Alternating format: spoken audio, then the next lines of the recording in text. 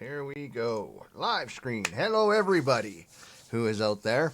It's been a while since I've done Ashes content. Couple of reasons for that.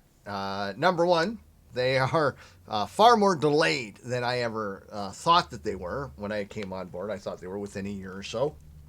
But they are definitely far more than a year delayed. And they don't put out content. They do the once a month thing, and then they'll put out videos that are in their once a month thing.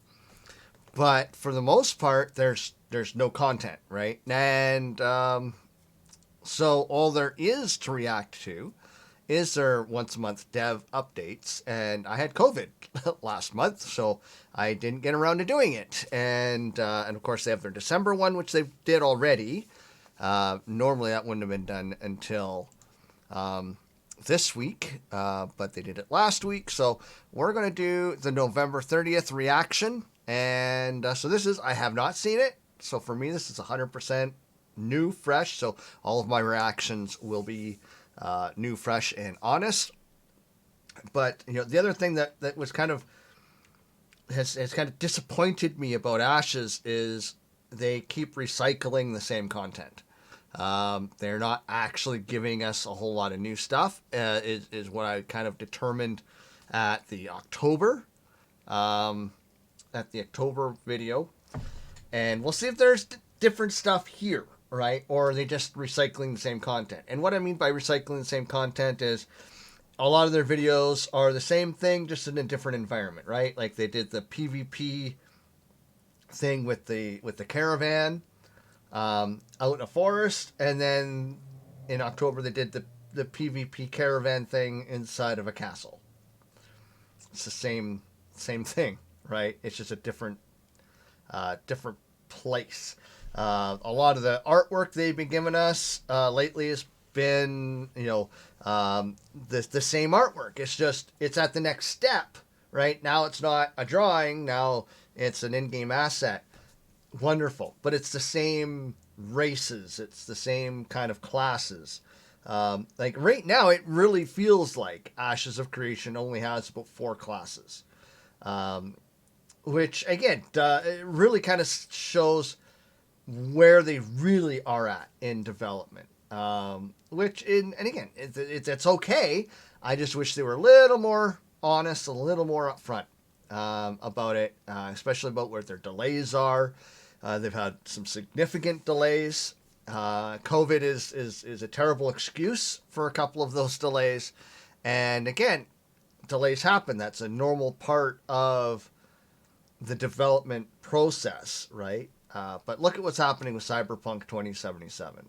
And look at, just they have not been very honest, and now their investors are suing them because they have not been very honest at all with even their investors. So my points have been that delays and all that stuff are normal, natural. They're going to happen. It's okay.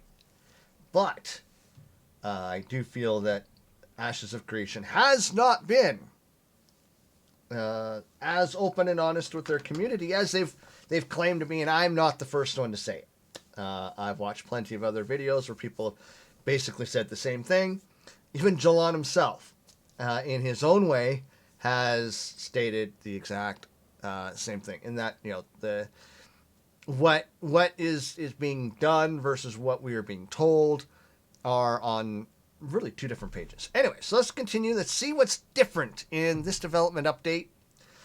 This is an hour and a half long, which is good because I have to go back to work in an hour and 45 minutes. So we will not be doing, hopefully, a lot of pausing. I don't have a lot of time for a lot of pausing, so this isn't going to be the typical 4-hour video.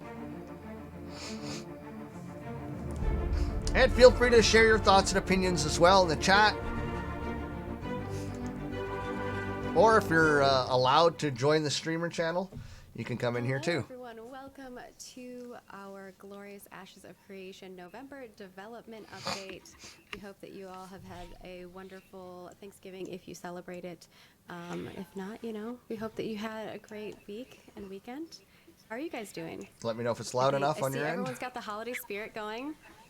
Steven's got creepy stuff. Oh, I thought you were talking to the stream. How's I thought so too. I was like, wait. Yes, I know exactly what all of your houses look like right now. I'm creeping into them. Yes, I'm doing much better. I've regained my power as my beard has come back Audio in. is good. I'm no longer diminished, so... Yeah, see, it didn't take him very long to grow his beard fast. out. Yeah, it did grow back pretty quick. Jeff, I see you have your tree up, and Margaret, I do. can't tell if that's a green screen or your actual home. What do you think? Green screen. But I did a good job of finding Cabin in like the the woods. perfect positioning. But no, people are asking where's Thomas. Oh yeah, What do where you is mean? Thomas? Who's Thomas? I don't know. Oh, I see. Oh my God, I see him. He's creeping. He's creeping in the bottom right. I think. I don't know if you can see him. Oh, they kind of can a little bit. Not too much. All right. Well, we're having a little bit of fun. First and foremost, I'm Margaret Crone. I am your community marketing lead. I know the audio's and going with me out. today is Stephen Sharif, our creative director, as well as Yeah, have Jeffrey it Bard, maxed. who is our lead game designer. We hope that Hi, you everybody. all are ready for a lot of game action. We've got a lot of stuff Yeah, to cover. I can hear so it on the monitor. just to go over all of the things that we will be doing today, we have our quick updates, our studio update from Stephen, our design update, and our environment update, as well as character art. And then we have a little Q&A, which our lovely community manager, Lieutenant Toast, has put together. So thank you all so much for submitting your questions. If your question doesn't get answered, Toast does do a grand job of trying her best to answer as many of them as possible. And I think, Stephen, I'm still coming through your microphone. Uh-oh, are you? I'm yeah, sorry. a little bit, a smidgen. It's low for me. And with Okay. that, I'm just going I'll to turn go it through down. our quick updates real quick. So I'm going to switch over to a scene here. We have our November dev discussion coming up, or our November dev discussion just happened, which was about overgearing and aka twinking, and our new one is going to be on boss difficulty. So stay tuned for that. twinking Jeff and his actually team means. are going to be really curious to see what y'all have to say about that topic. We've had some interesting discussions about. I'm so sorry. Wait, now I'm like, is mine muted? No, I don't know. Hold on, I can put it back. Yeah. There you go. There you go. And of course, we do have a lot of internal discussions. So we've kind of talked a little bit about the overgearing and seeing all the feedback that you guys had provided to us. And it was interesting to hear what people internally had to say about that as well. So it definitely gets some heated discussions going on even within our studio. Beyond that, we of course have our Harvest Dawn cosmetic swap over that will be Meh. happening on December 2nd, 2020 at 11 a.m. Pacific. I And can we might pass have a on little that. teaser today later in the stream about what's going to be in the next set. Because people have been asking how we design these, I mean, what's the the process, wagon would be how nice. does this help 'cause our that's team, like a giant etc. beer keg. That'd be nice. Margaret, I just sent you a Okay. link. We'll grab that. And of course, we wanted to extend a huge thank you for your generosity during our Extra Life 2020 charity live stream. We know it's been a difficult year for many folks, and everyone who was able to tune in, and those of you who were generous and donated, have helped a lot Yeah, of there were children. some We were able serious to whales raise over in that. Holy crap, $88,000 was there this people year. throwing money Stephen around. shaved his beard. We had a dinosaur battle again. We got to pie Stephen in the face, and of course we have a lovely recap of that, about like 30 minutes of it, because we didn't want to upload the whole thing, but you can watch the whole thing over on our Twitch channel if you would like to, or you can watch like the fun recap. Also, Stephen is a singer. Jeffrey Bard. Margaret is a singer. No. Jeffrey Bard, you have some contestant here. Like, Yeah, Steven can definitely sing. Stephen can definitely sing. We're like, what? No, Margaret blew it away for sure. No, it was bad. Amazing. No. Yeah, but definitely go check out that stuff. It was a lot of fun for us, and of course, we raised a lot of money. I didn't sleep. Yeah, they raised a crap ton of money. It was grand. It was actually really impressive. And then, of course, beyond that, we do have our Alpha 1 preview of the Cleric Archetype, which has an article that went live over on our news channel. We always post our articles over there, so definitely check that out.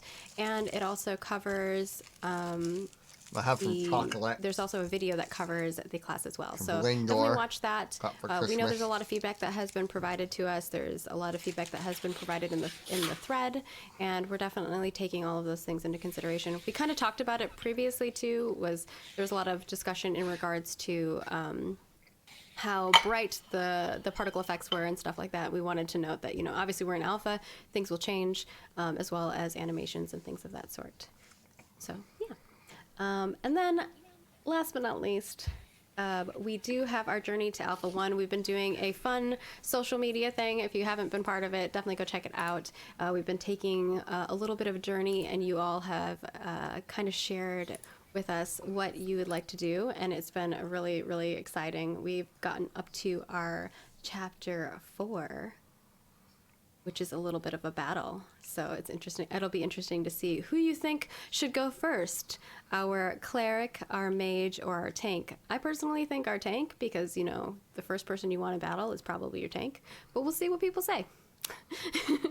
And we'll get to see where our journey goes, as well as, of course, our Alpha 1 playtest dates we have available to you all. This was posted in our creative director's letter in quarter 3, I believe.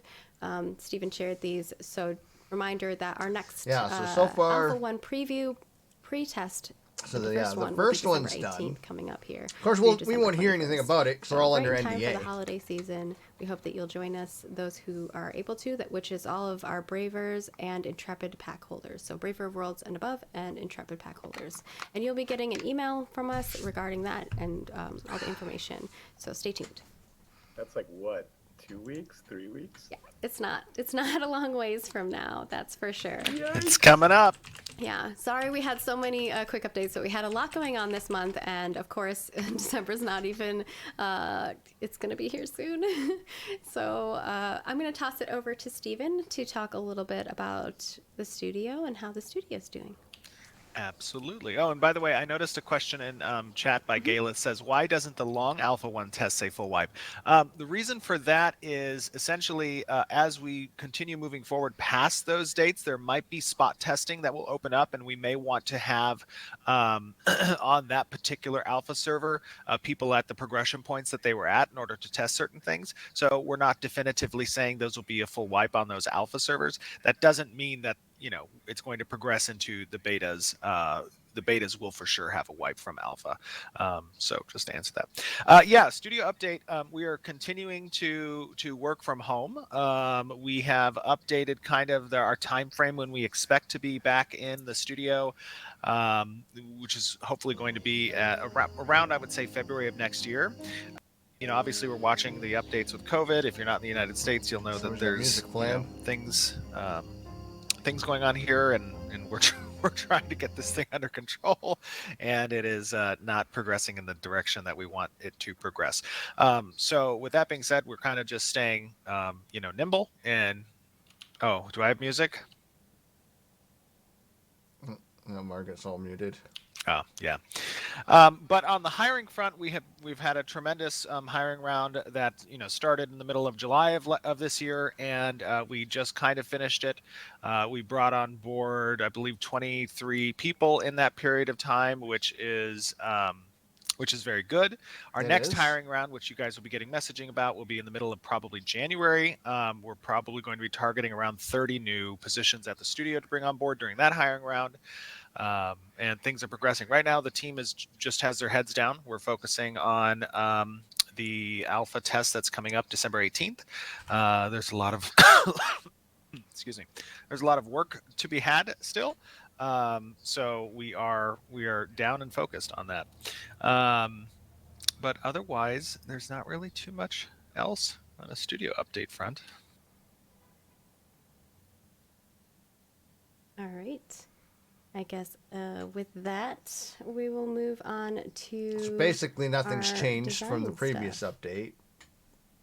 Yeah, so like Steven said, we're very and that kind of hard makes at work sense, right right? now, I mean, trying to they're get gonna everything hold buttoned up and ready to go. Let's pause this for a second. So that makes sense. They're going to hold the line because they do have the pre-alphas, so they're not going to probably be trying to add too much to what they've already done. That's where they're going to try and refine what's already there.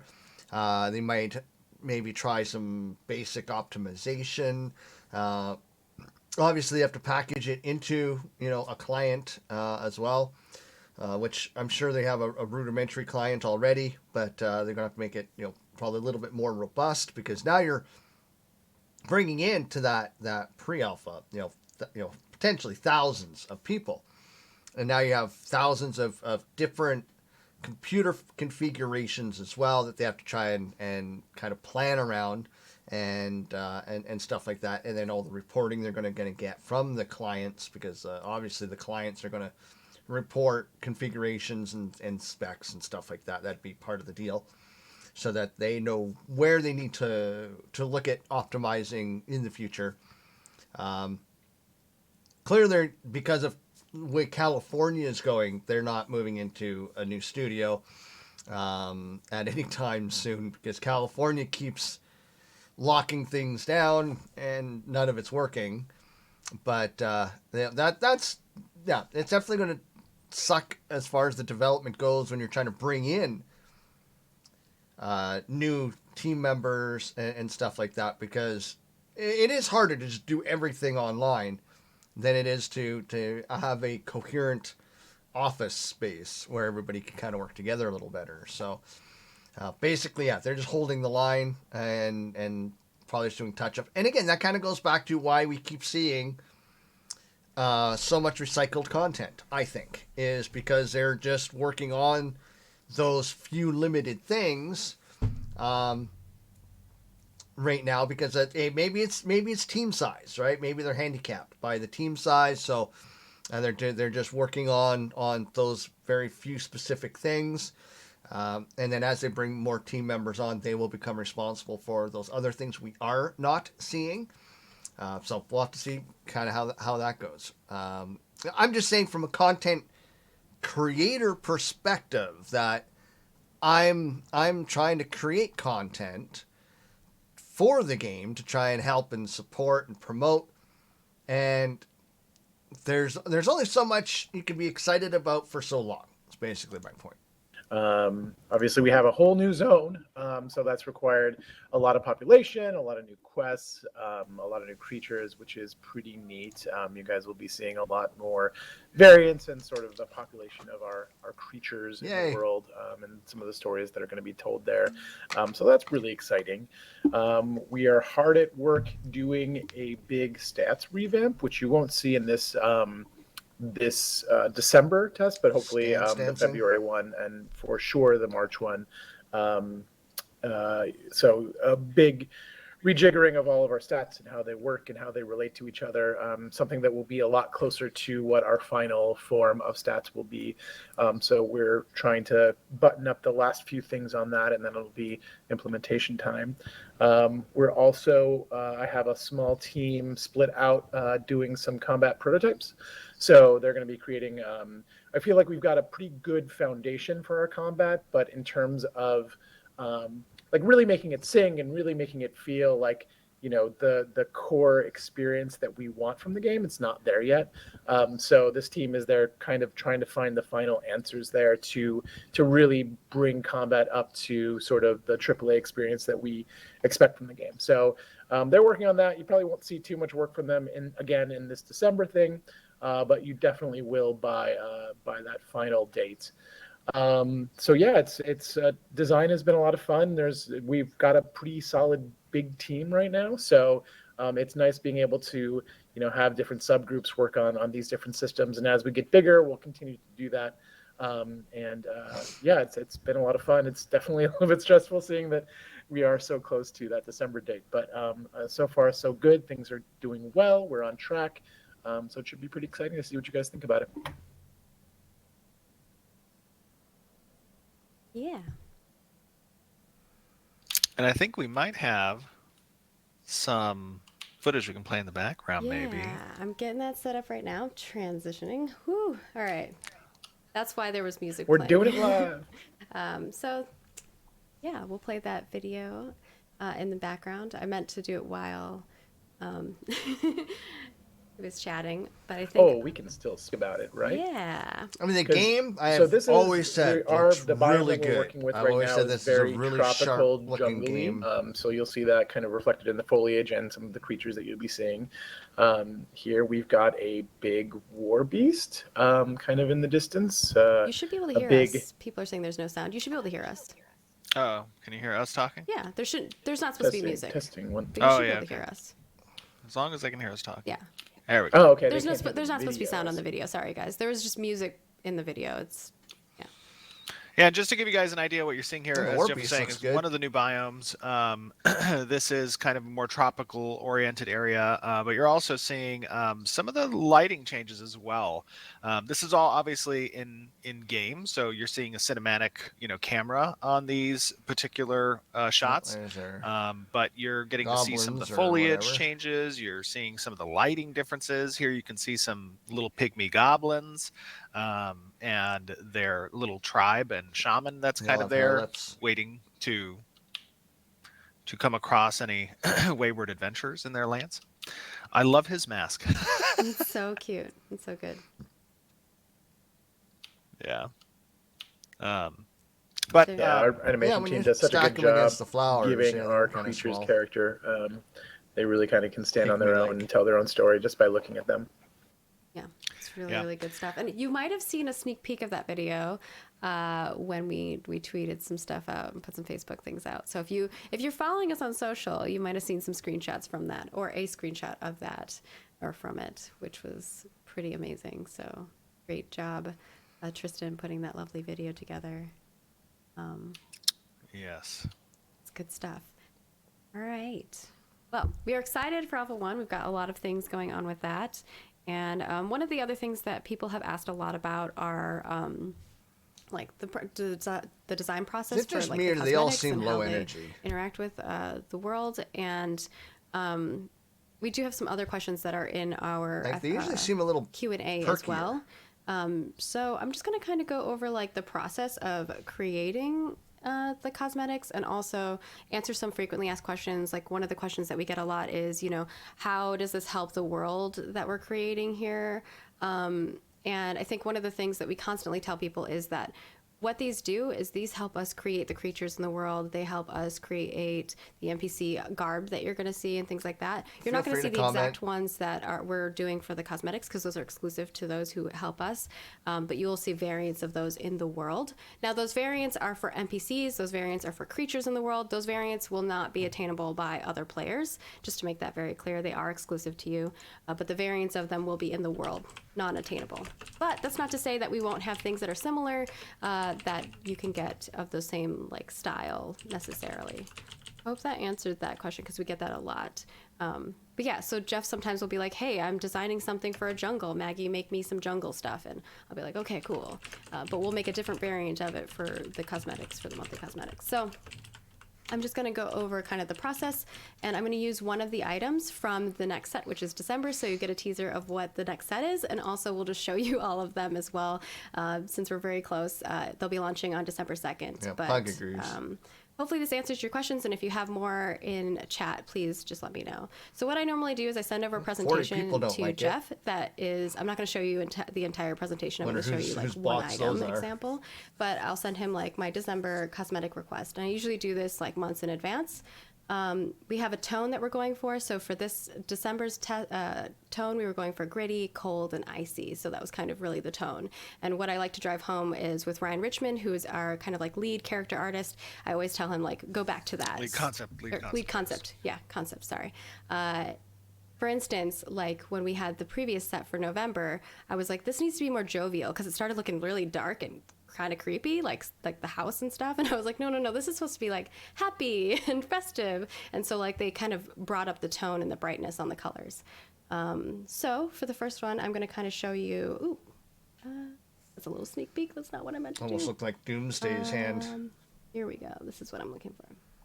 So I usually send over one of these things, and basically this tells you what it's Or, for. It's like an accessory. I know I leaked. Game of Thrones. It's a frozen gauntlet, and what I like to do is provide what That's armor the other slot is thing. going to be in. So this The will other be thing I've noticed, like listening to the lore, that Steven's talked about, looking at a lot of the artwork. There isn't as much original thought into Ashes of Creation than I think people realize. I mean, the game, the game itself is, by their own admission, ideas from multiple other MMOs that have been around over the last 20 years. And they're just taking what they think are the best ideas and putting them into one MMO. So we already know Ashes isn't original in that aspect. And if you were watching their Extra Life stream, when Steven was kind of talking about the lore and stuff, I was getting flashes of Tolkien. I was getting flashes of several other authors and stories. And again, there's not much about Ashes of Creation that is original. And there's nothing wrong with that. I mean, World of Warcraft was basically all the best stuff as far as MMOs went and games went, and packaged into a game using their lore of, orcs versus alliance, right? Orcs versus humans, right? They're Warcraft. And then they just kind of expanded on it. And World of Warcraft has continually taken what other games have done well and implemented those ideas into it. So I'm not saying that Ashes is guilty of anything, not anything more than really, anyone else, Blizzard or otherwise. And look at the movie industry, TV. We're not getting a lot of original stories or content anymore. We're getting a lot of recycled, rehashed. You could barely call it reimagined, right? And so Ashes is basically that, right? It is a reimagining because this isn't happening on the same scale as Hollywood or cable television, stuff like that, which has been at it for years now, decades. Ashes is basically the first of a serious reimagining of the MMO sphere. But again, when I look at their stories and stuff like that, the lore that Steven was talking about, I was getting a lot of flashes. So his story's not even original. But can you have an original idea anymore these days, right? Like, how many authors are out there? I know in my own business, I have had ideas that felt wholly original. And then I find out somebody else is doing something very similar. Or somebody, will message me saying, "Hey, I've been doing the same thing here for months. I see you've been doing how long have you been doing this? I've been doing it for years," or whatever, right? So again, it's nothing negative, right? It really begs the question of can you have an original idea anymore, because there are so many different authors, so many different stories and books and short stories, and how do you make something wholly original these days, and still make it seem like it's somewhat plausible or realistic? I mean, you could go completely off the map with something, and you would be completely original. But would you be able to carry that very far, right? What conclusion could you go with? Because you've already started so outlandish. Where do you go from there? And so I think that's why a lot of these art things always look reminiscent of something else, right? Like this, like looking at this center picture here, this ice encasing, that to me looks like Game of Thrones, right? That's exactly what that looks like to me, is Game of Thrones. And again, in a way, it's good for them because familiarity breeds confidence. Familiarity is a good marketing and sales tactic. So by them using a lot of these familiar ideas, like they had like the Firefox thing, right, with the two tails. Well, I mean, that's what, Knuckles from Sonic, isn't it? You know, that's a fox. He's got two tails, and you just added fire to it. Well, Firefox, kind of the same thing. And one of their images, I am positive I have seen the likeness before. The fox, two tails on fire. Positive I've seen that before. Pokemon, it's got its fox with the 9 tails. So again, not necessarily original concepts, but it's familiarity. It breeds confidence in a product. It does bring people in, because if people are big fans of, say, Game of Thrones, they're going to look at this and go, oh my God, I love it, and maybe not fully realize or understand why they love it. Pug Planet says that I don't think you can do original stuff anymore. I think you could, I think you have to pay homage, right? I think there's just really good stories. I mean, think about how many, Norse stories have been put out there in how many different fashions. Your stories of Vikings and Loki or Loki, Thor and all that.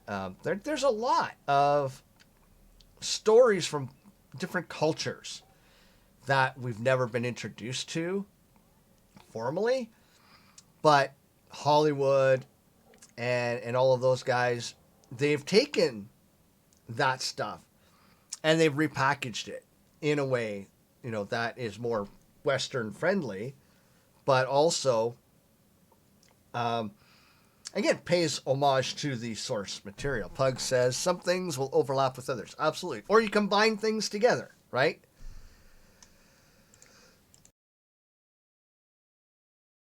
Like if you look at Harry Potter and Star Wars with Luke Skywalker and Vader, if you look at Harry Potter, they are the same story in concept. They are the exact same formula in concept.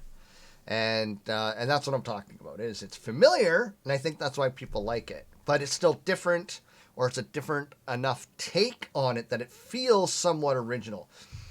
Ashes of Creation, it fits very nicely in that box, in that there is almost nothing original about Ashes of Creation, but it's put together in a original way. So it feels different enough. It feels unique enough that we as gamers are going to get into this, and we will enjoy it because there's so much familiarity. It's going to make us feel comfortable, but there's enough differences, and there's enough spin, right? There's enough originality to what isn't original, that we can still become immersed in the world. And yeah, there's definitely going to be, I think, situations where people are going to be saying, yeah, this is clearly a Lord of the Rings reference, or this is clearly a reference from maybe Shannara, or, whatever, right? This could be a Xanth reference that somebody's making. And it could be purely accidental because, again, people are eventually going to come to the same ideas over a long enough period of time, right? Like two people have never talked, never met, never read anything from each other, can have a similar enough idea because you're just naturally going to go there. And like I said, I've seen that in my business many times. There's so many things that I do that I've learned other people have been doing variations of for almost as long. Some things, as far as I can tell, I started first. Other things I've found out that other people were doing them years before I came to that same conclusion, having never known them and never interacted with them and stuff like that. And then you message these people, hey, I've been doing the same thing. Here's what I do. And you can kind of see what our little differences are. And then from there, you can expand on those ideas even more. And again, I think Ashes is a lot of that. Your hand slot, what armor type it's going to be. So this is a plate, what race influence it is. And this is Renkai. What materials are going to be available. So copper, plate, ice. That's really what we're going for. And on the right hand side, you can kind of see the color palette that I'm going for all of the cosmetics. You can also see the textures and materials, and I try to provide really good examples of those. And then I kind of give like a little bit of details of what I'm thinking. So for instance, I was like copper colored plate with armored gloves. Plate has intricate designs on it that are engraved in it, and cased in like a light blue ice. This ice should be part of the armor, almost like an enchantment. And then the fingernails, area of the gloves should look like a creature of sorts. And kind of I gave you some examples of these as well for them to be able to see what this is like. Now I'm going to show you the process of this, basically all the different stages that this goes through. So the first stage that I got was the left one. It was really very intricate, and I did kind of like it, but I was like, oh, it needs more ice to kind of differentiate it from what the other one was. So they added more ice, and then we're like, I don't know if that's really going to work for us because it looks too much like the costume, which is not showing up right now. So, give me a moment. Figure out why it's not showing up. Oh man, come on. I tested this before, I promise. Let me grab that quick for some reason. We had a lot of OBS bugs today. Yeah, I don't know what's going on with OBS today. Yeah, it was but giving it me is some not issues about a having- month I or think so. I got the update and it If just I kind of, remember, like, anyways. So derped out on me. yeah, there was a big update All right, well, in November. I do remember maybe that. I can get Mike to send those over. Yeah, because none of them are showing up here for me. Weird. I remember. Yay. So yeah. Stephen, why don't we have you talk a little See, I would bit say about the- the Yes. other part of it, which is the other part of it glove was we're with going the- to talk with a the little bit big about the chunks of ice diversity kinda looks in like visuals Doomsday, across like Absolutely. these Doomsday, choices, like and they then could be I like will grab those other bone. things and I'll kind of explain more of the process. Sorry that the Thing is that, OBS, That's always okay. blame Yeah, not a problem. Steven. So, Yeah. basically, but through this that process, ice would one just of the most chip important right things, off obviously, anyways. is So. going to be, we have a lot of visual diversity across the cosmetics, across the biomes in the world. All of these things. Really, there's a large portion of diverse elements, and part of the artist's jobs really is to kind of make sure that they're all congruent, that they all look like they fit together in this world, and that's a really delicate process. It starts really at the conceptual phase, and as it moves into the environment artists or the character artists, they're taking into account the types of materials and textures that need to be used and have to be kind of co-located to certain regions so that they make sense.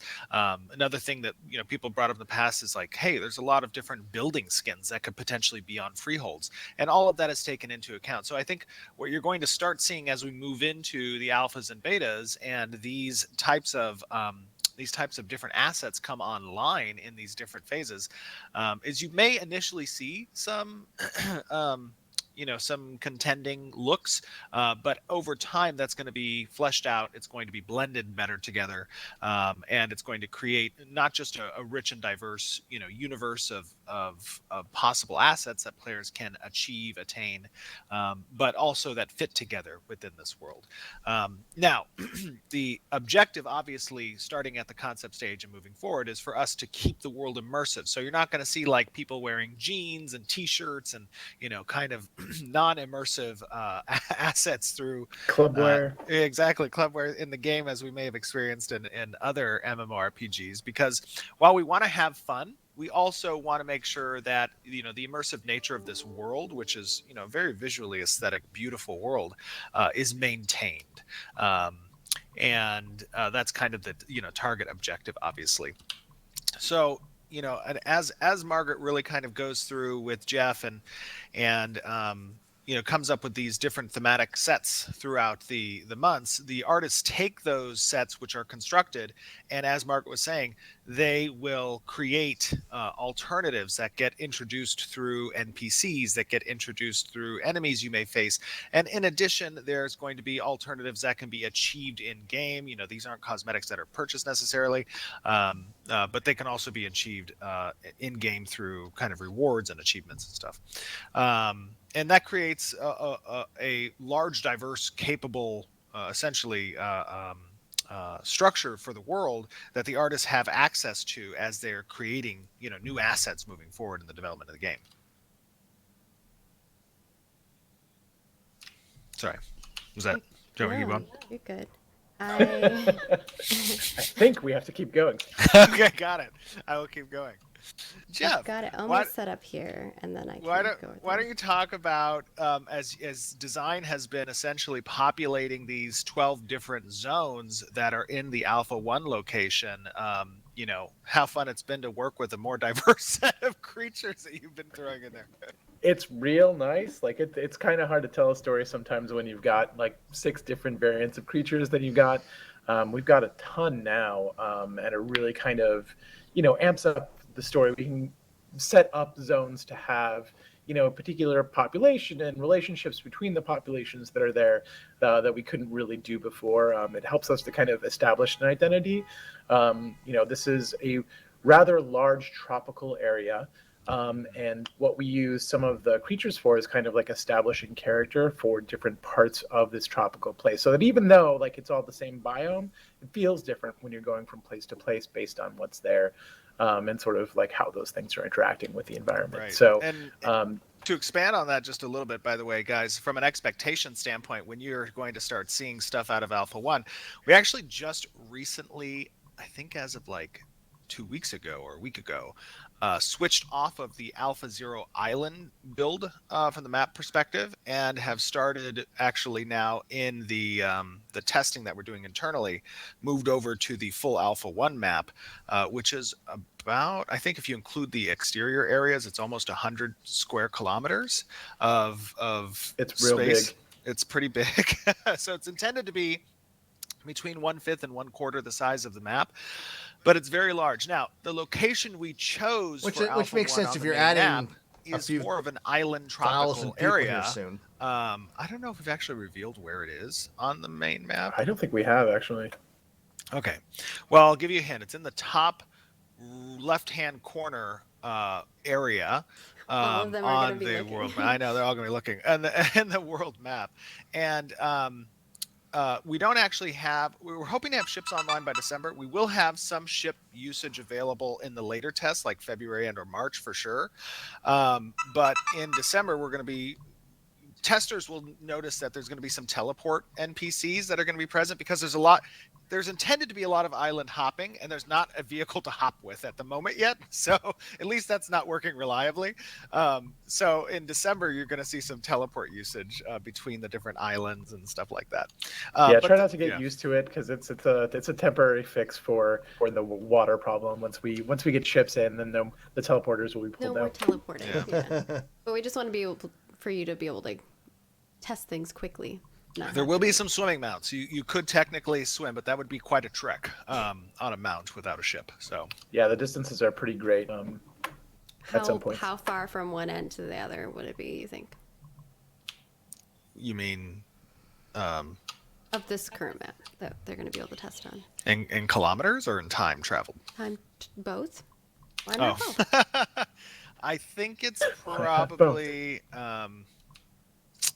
I think it is 10 kilometers.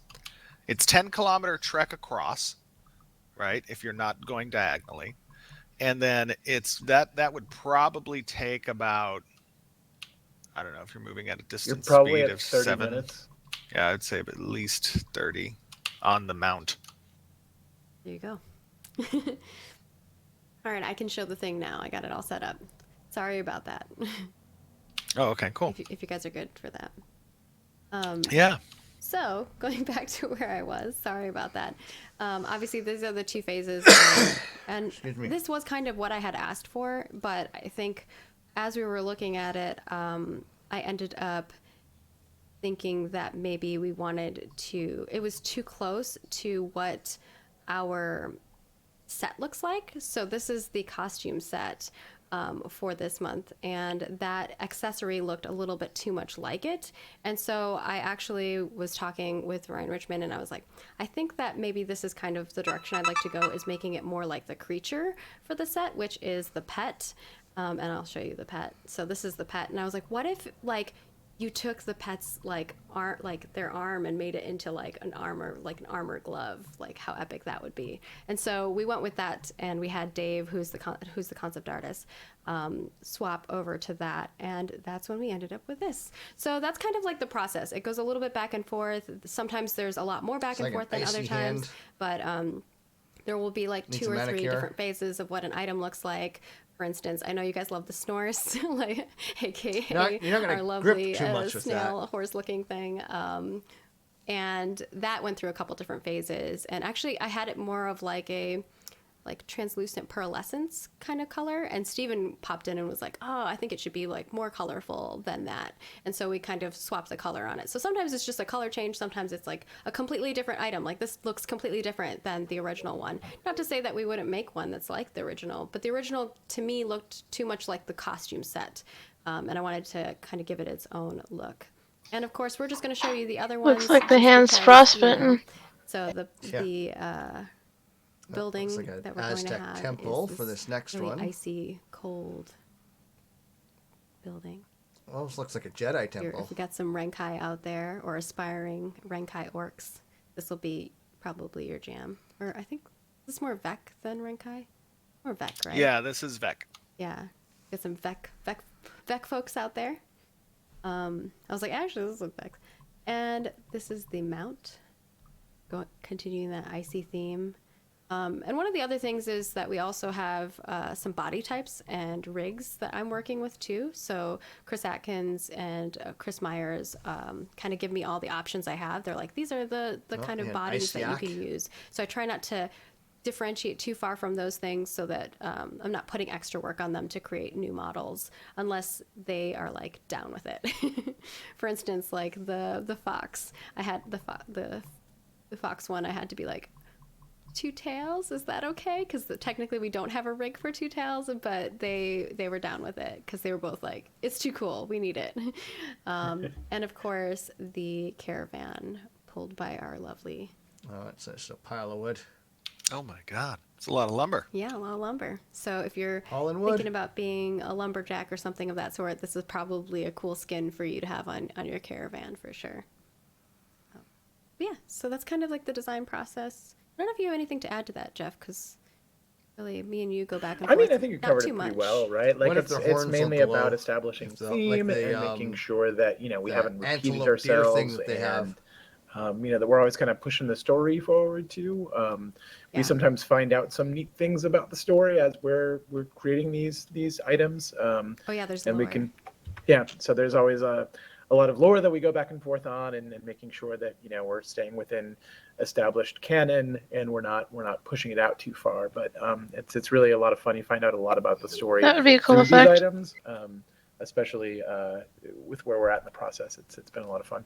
Yeah, and sometimes it's like something like I go, that Hey, I you really think want to you make use like a as, like, a witch or torch something or like that, something. and then Jeff will go, hey, but this doesn't. Maybe this is kind of what witches are like in our world, and so like I have to kind of create something and design something that's going to fit well with what his vision is as well, as far as like the lore goes as well. So it's like a lot of back and forth, and sometimes, like Jeff was saying, the lore gets created through these things too. So it's a lot of fun going back and forth between those. Yeah, especially when we're talking about like holidays and stuff, and it's like, okay, what do the people on Vera like? What do they think about this time of year, right? How do they Yeah. approach it? How do they think about it? So it forces us another to big like think a lot question- more about like the culture. Another big question about the holidays as they happen on Vera.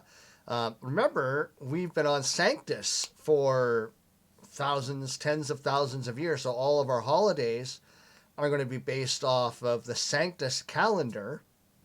So you come into Vera, you're still going to celebrate everything on the Sanctus calendar. But Vera is going to have a very different calendar because it's a different world, right? I would expect the length of day to change, how many days are in a year to change. Your seasons, I would expect, would be different in some measurable degree, perhaps, because you're either closer or further away from your star. Your star could be different.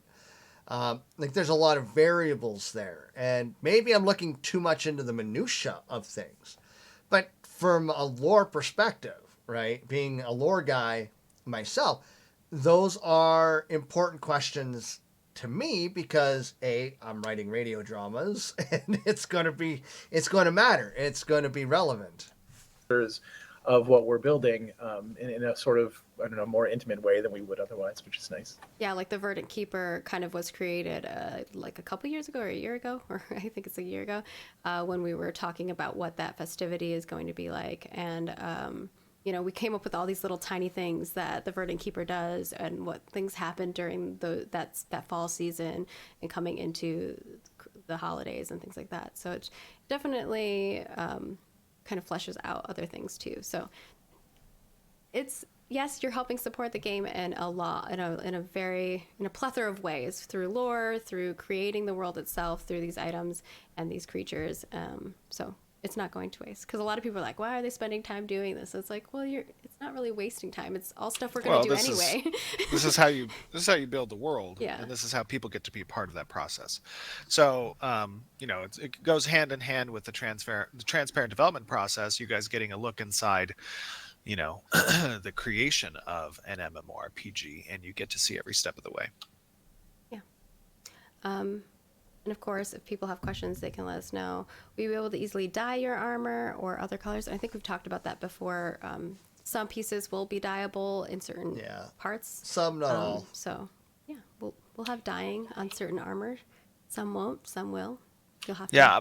By the way, I noticed everybody saying my lighting looks. I apologize, but for some reason in the December and January time frame of the year, like the sun just hits the perfect spot in the window that can't be obstructed, and it burns me. Like I'm like a vampire normally, but this just burns me.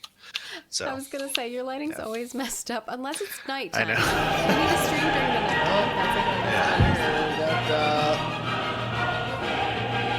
Hi, Beth. You're in for your year long. It's awesome, Mr. Upfront Poop Dog. Upfront Poop Dog in for 6 months of subscribing at tier 1. So awesome. Thank you very much. I really appreciate that. Get back to the video.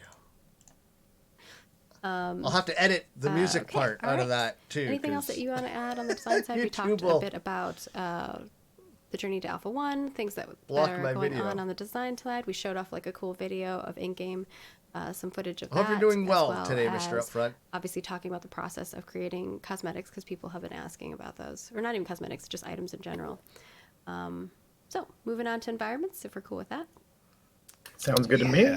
Cool. All right. We've got a lot of stuff. Welcome back, Upfront. So I'm going to move on over to that. So first and foremost, you guys remember that big rock that was in our previous one? Well, now it's in-game. And also in the far right, you can see a little tiny gray box ship. That is the size of your ship. So this kind of gives you the scale of how massive this thing is. So yeah, I think I have a couple images of this. Yeah. And this is kind of like this is just an example of how strategically environments are created, right? These level designs, so to speak, to incorporate what we anticipate players are going to encounter, right, as they're here in these areas. So it's likely that based on the node placement around this particular structure, that some type of harbor will be forming if players manage to develop nodes in this area. And those harbor locations will be strategically placed in order to utilize these types of structures. Should there be shipping raids on trade ships? Should there be conflicts? Should there be node sieges? There's now going to be an interesting element of essentially these structures that can inhibit ship movement, that can provide cover, that can do a lot of fun things for the players to kind of take advantage of or utilize. So you're going to see this prevalent across the world, really. But here's one of the examples in this particular alpha area that is going to be a lot of fun, I think, for ships. Yeah, it's really cool. So yeah, I'm excited. Which is good. We need for everybody to experience these things walking around in the world. Not to mention the gliding opportunities here. You know, if you have gliding mounts, right? Some mounts can glide, and you jump off of that thing with your gliding mount. I think that'll be pretty cool too. Don't jump off of it without it, because you might die. That's true. People are like falling damage. Yes, there will is be fall damage, yes. damage. And moving on from Well, that's there, good we to know. have some really cool, kind of like jungle plants and things of that sort. Oh, Mia. Yeah, She always and- knocks it out of the park. And like some of these are like Yeah, growing on that rocks looks really and good. stuff. It's so sick. Going up through the. And I think I Absolutely. have one in stuff. here for scale. I can't tell if too. that's a picture, like a real life picture, or if that's the game. Like, It's definitely the game, but you can see the little guy, the little person, and the scale of how massive some of these are. So yes, yeah. very lovely. Player 470. Stuff coming from It's just a wonderful number. Mia. And of course, we have some Kalar tents. So we have some Kalar things being built. You've probably been seeing a lot of Kalar armor and things like that too. So slowly venturing out. You've been seeing a lot of dwarf stuff lately, but now we're moving on to Kalar and Imperium things as well. So here are some tents that are being created. Yeah, and as you're kind of looking at these particular assets, you can go back, you know, about a year ago, maybe a year and a half ago, and take a look at I am some of doing the fine. you know, camp assets Let Pug speak for herself. that we used to use for Kalar, and kind of see Yeah, we should how play some Apex the with you. art and assets progress further, right? Like these are much more detailed, and they moved forward with the project, right? And it's pretty, I think, an interesting idea to kind of see progression Well, of shoveling the snow is world good and exercise. how these cultures are continuing to come to life. Yeah, and especially with our node work that's going in.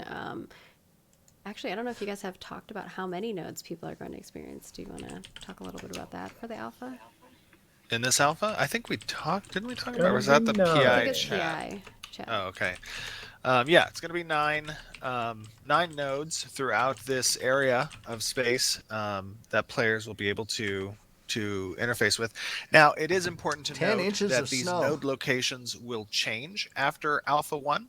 So what you're really saying not is if going you to lay on your see back, the definitive still have node a flagpole placements until sticking out, right? probably the first beta, I would say.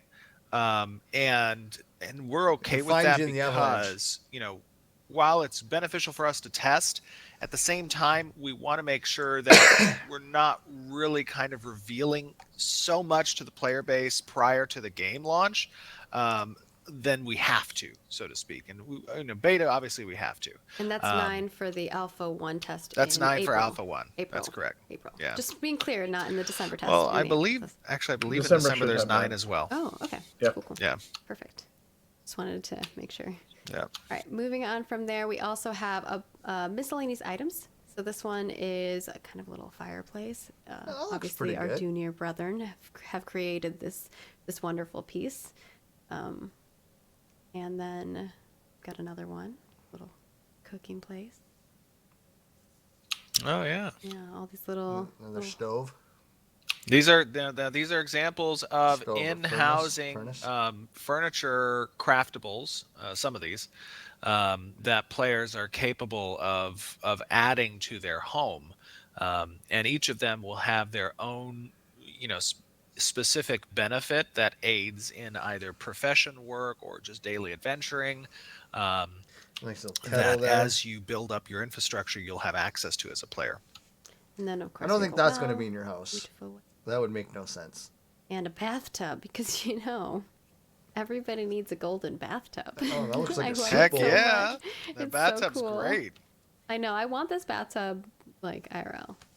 Like one of the Looks like great it'd be things a that I copper have, bronze. you know, would love to see in a game, and it's really more RPG oriented than so much, you know, MMOs we've experienced. But like, let's say you do craft this particular bath, and perhaps you know, as your alchemist profession, you've concocted some special type of soap, right? If you use those two things in conjunction, maybe you get a buff as a player for a period of time after A good that. smelling A buff. good smelling Yeah, buff for Right, your charisma and for buff. it unlocks unique shop items with NPCs that you interact with, or gives you different quest opportunities and within your organizations and societies. Like, these are the things that I think add a flair to the RPG But element. then you the need to kind have of something on the immersive opposite, where role-playing if you side of don't things that are really bathe, fun to experiment with. then Everybody's So- going to be bathing themselves in you get fountains other and stuff. stuff like that now. Like, maybe I might get a buff if I just go into this fountain. I will warn you, don't go in the water that looks like green and foggy, though. You will die. It's true. Yeah, you get a charisma modifier. I'm just saying. You will die. And then, of course, we have some more chests and stuff like that. You've seen quite a few of Like the these. chests, Obviously, too. we are going to be making a lot of them because you're going to want to put lots of chests in your house to keep all your fat loot. So Yeah, these are just Fat examples loots of the and dank different memes. ornate types of chests that players will be able to That looks to like a both Dunir craft chest. through their furniture side Got of the things and or Dunir purchase along with design their to it. home, and obviously the different capacity and ornate setting, the ornate nature of the chest will determine its capacity and or value. maybe it's a mimic and then it jumps out and eats you. Oh my gosh, that's ruthless. And we have one more thing, which is going to be a video. So I'm going to play all this video, and I actually would love for guys to kind of like talk a little bit about this. Obviously, I know this is more the environment folks, but this video, to pre-emphasize, it is more of like how the lighting process works and things like that. So yeah, we'll show this off. So you'll see in a moment the placement of like where the sun is and things of that sort, and like where it rises, and you can kind of see how it affects Now the world and the shadows. Just to put in context, this is not a cinematic camera that you're seeing right now. This is actually footage in editor. So I think this is Devin, who is going through and showing the dynamic lighting settings of the world, right? So essentially in previous testing, we've kind of kept that lighting, that time of day static, because, for those of you who don't know, lighting is a very, very important element of really how textures and materials look in an environment. And sometimes when you're still kind of nailing down how that lighting is going to work, it can affect the process of your production artists, your character artists and your environment artists who are creating props for the world, who are creating foliage and trees and armor sets and skin tones, hair. Lighting really touches all of that. So we kind of kept it static in the past because we weren't yet nailed down. We didn't have it as much of a priority to touch the lighting early on, and this has been some of the work done on the dynamic aspect of not just the clouds and the skyline, but also the different times of days that are going to be experienced through the world essentially. And we're not going with a baked lighting aspect. We're going with a dynamic lighting aspect. So That's it can be a little good. bit That costlier, means but at the same they time, are it really adds a looking type at of mood that you would come ray to expect tracing with the and aesthetic like that you're the seeing here in a DLSS kind game of like Ashes systems. of They are Creation. looking at those. So yeah. Yeah, I thought this would be kind of a cool thing. Obviously, I'm trying to continually take you guys behind the scene, but at the same time, it has to be something that like Steven approves and that the team is happy with and they want to share. But I thought this was kind of a cool behind the scenes of how like lighting works from the design or for the development side of things. Jeff, Yeah. did you want to say something? Oh, I was just going to say the way that it lights up the clouds is just phenomenal. Yeah. I love it. Especially the sunset time. Like, that's so beautiful. Yeah, who did the work on the clouds? I think that was Brian Gans. I think The was clouds working look on the really good. clouds. They Yeah, I look think almost so. Him and Jim photorealistic. were working together on that. Yeah, not too long ago. we tried early on in APOC to touch the clouds a little bit, and we just found that it was very costly to create these very volumetric, flying through the clouds per se. So we couldn't get away with some of the, more gimmicky kind of presentations when you don't have to fly through the clouds per se. But here I really like the look of these clouds. They kind of They they set really a good nice. mood, I think, especially in that sunset kind of perspective. It's beautiful. I want to live there. Let's go on an island vacation. All right. And with that, we are going to swap over to our character art. Oh, I would like to clear something up. That there the Varen planet is not flat. So you may not see a curvature on the Ooh. horizon in this, but from a lore perspective, the universe in Vera does adhere to some basic physics and laws of physics that we experience in the real world, which means it is not flat. I'm There's so going to be sorry. a group of people who are going to name their guild I know, Flat the Earth Varen Vera. Flat Earth Society, Yeah, absolutely. No, I anticipate I'm that. here for it. Do it, our peers. I know you're going to do it. I'm into it. Toast will make sure that they let us know. Keep forgetting my chair's I like love it. broken. Oh, one of the other things that people were asking is, It's a rocker I right forgot what it now. was gonna be. If I remember it, doesn't, I'll ask again. I can't lock it in. I try to remember a lot of the things that you guys ask, because you ask a lot of similar questions. Moving on to character here. You've seen the Look at the my Bog Brute. It's cool reaction. for me because I design these creatures and then I get to see them and they look so cool. Here's the thing. the Bog Brute in of him. Look how much It's the thing. It's not a awesome. bog brute. I always think about this creature when I was designing it. I was thinking about a creature. See, that this goes is back under to the my water, earlier or, point, is- right? There's nothing lives under original. the water and walks under, and all you see is the top part with little bits of Like it's seaweed like the almost swamp and creature. little There's a mushrooms, movie called and then I think you're The standing Thing, on it and he where just it's stands a up and swamp you're creature. like, oh, standing on top of this giant thing. But likely it's just going to be a little pet and it will be tiny. Yeah, we did You'll talk see the about that. full-size ones in the world. Yeah, you'll the see full-size one. full-size examples They'll of this look kind of. different than this because there'll be a different variant of Right. him. But yeah, he's pretty beefy boy. I love it. So cool. And then of course we have Oh, it looks new like he's got a little carrot guy stuffed here, up his which is ass. our noble warhorn. yeah, Going off yeah, little yeah. It's Noble sides of Warhorn stuffed up its Warhorn. butt. I love this face. Look at that. The detail. It's kind of dinosaur looking though. Oh, Around yeah. around the Good face. boy. Who's working on this? Was this Danny?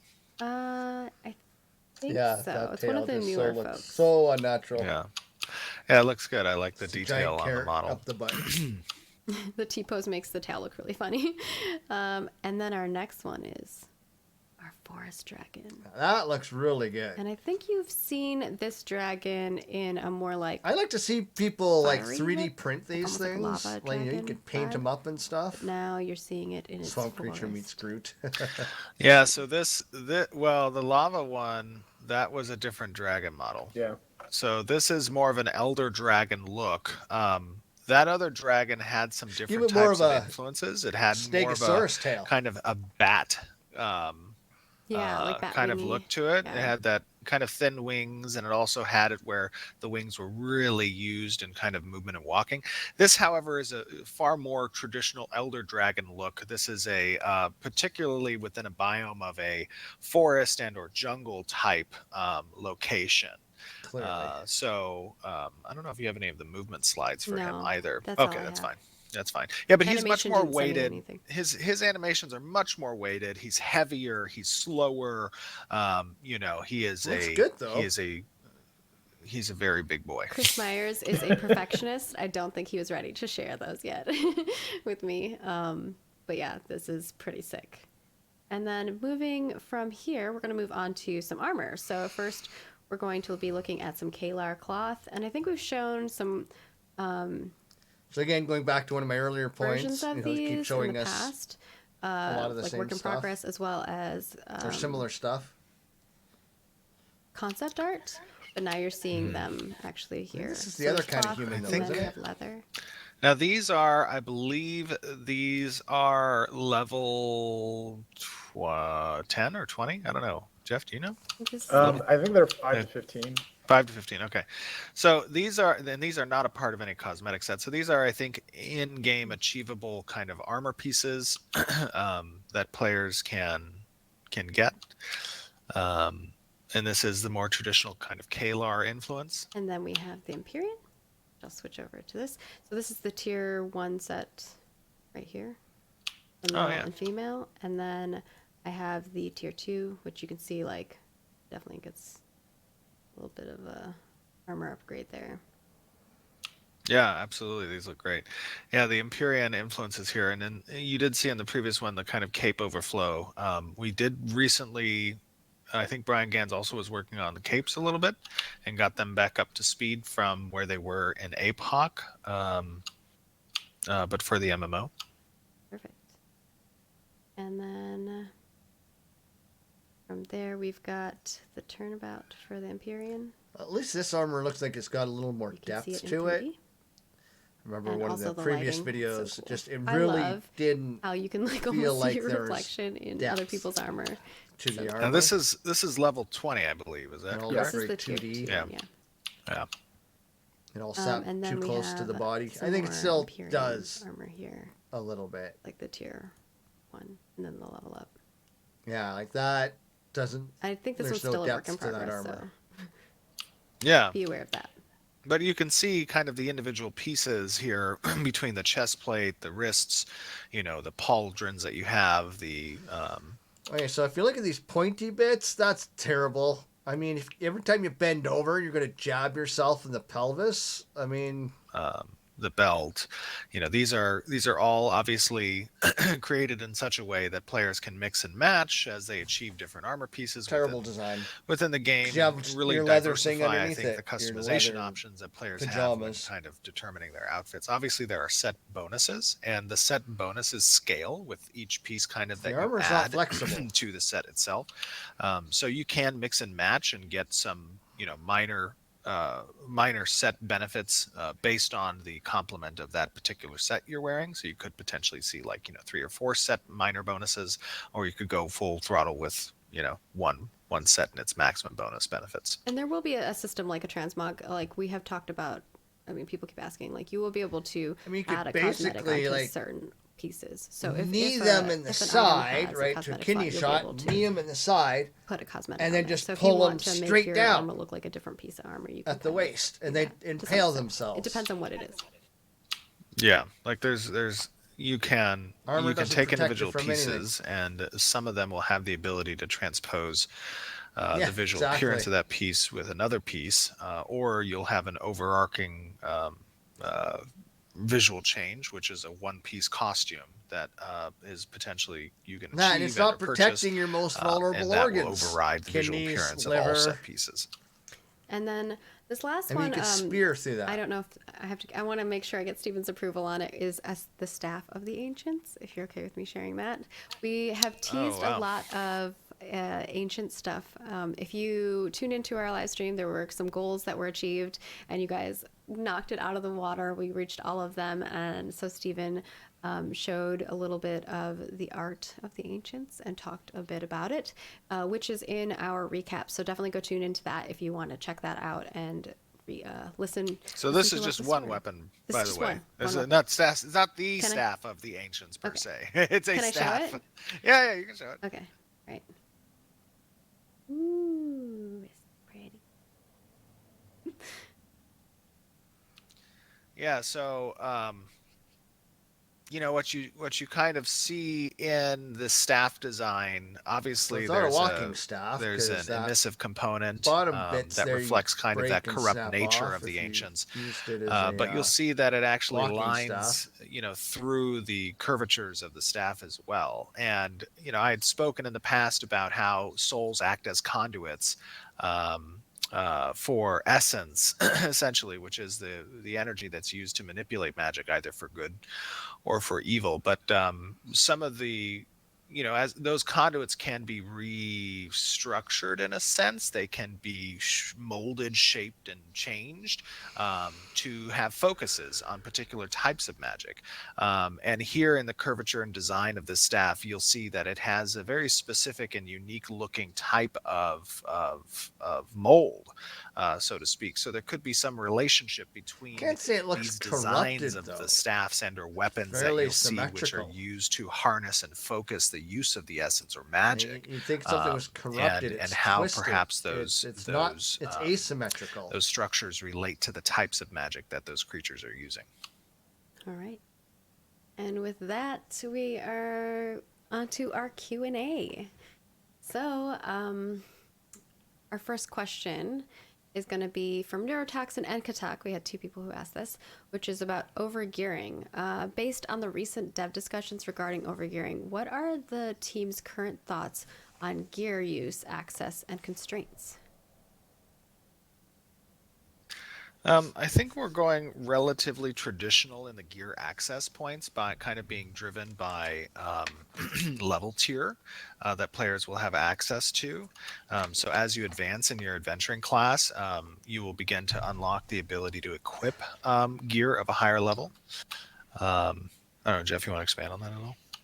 No, I mean that's the plan currently. There's a lot of discussions we've had back and forth in terms of how we want to manage player power, and so that's sort of where we've landed right now.